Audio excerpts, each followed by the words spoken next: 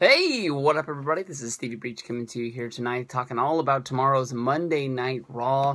Tomorrow's Monday Night Raw, of course, is going to be falling on April 20th, the national holiday, 420. I think that a lot of people out there will be celebrating the big holiday that is going down. Some people will probably think that Monday Night Raw is highly enjoyable. Some people might have a backlash from their extra partying, extracurricular activities going on at their house.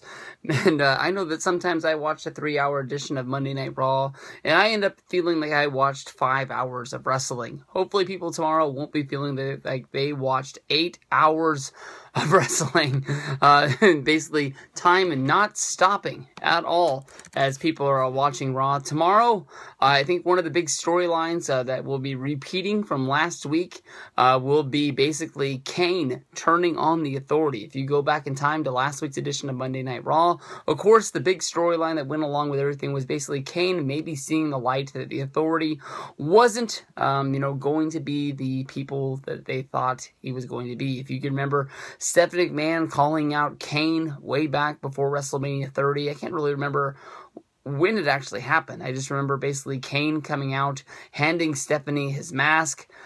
Basically, it was also pretty much neutering Kane, like they cut his balls off right there on the stage. I remember thinking it was a very weird thing that had just happened, but just opening my eyes, thinking maybe this could be anything that happened down the road. Here we are, well over a year later after the Kane, I guess you can say, turn, and Kane's been wrestling without a shirt, wrestling in slacks and dress shoes since. His name is the Director of Operations, where basically he is, I guess you can say, second in charge behind Stephanie and Triple H.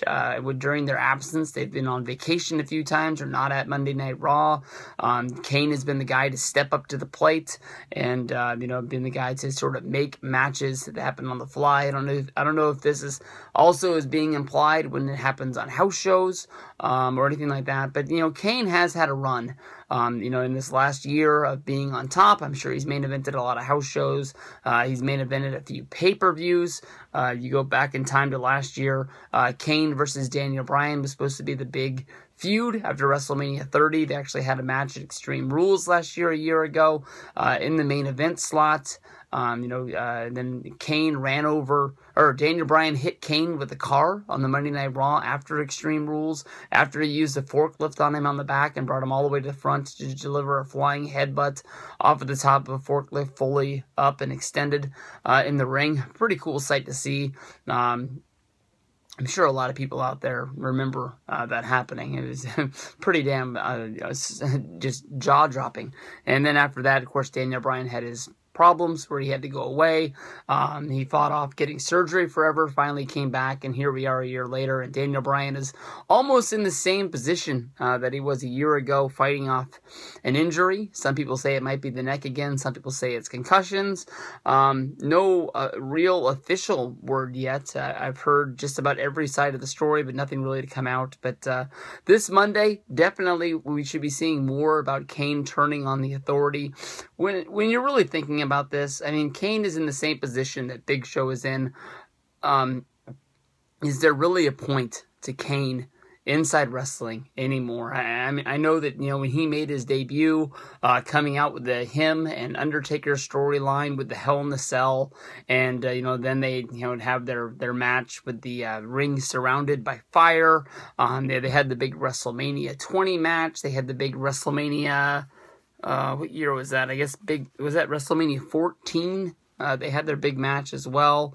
Those are matches that really meant something. But when it comes down to it, Kane versus Taker, that last run in 2010 that went down, Kane basically turned into a character that was, when they would come up with storylines for Undertaker, and Undertaker said, no, that's fucking stupid, and the writers still wanted to use their ideas, they just basically started giving him to Kane. He just was this Jace Undertaker that, had these supernatural powers that were never really ever used. I mean, the guy could make fire shoot out of the turnbuckles, but couldn't win matches when it really came down to it. Kane is one of the, just, I don't know if most overhyped or most just he just doesn't really deserve the attention that he gets. He is a legend. He definitely is going to be a Hall of Famer when it's all over, said and done with. But, you know, just with him and with Big Show, please retire. We've seen you turn babyface. We've seen you turn heel 7,000 times. And if you turn heel tomorrow, WWE will start probably pitching in the back that you're going to turn heel within a month.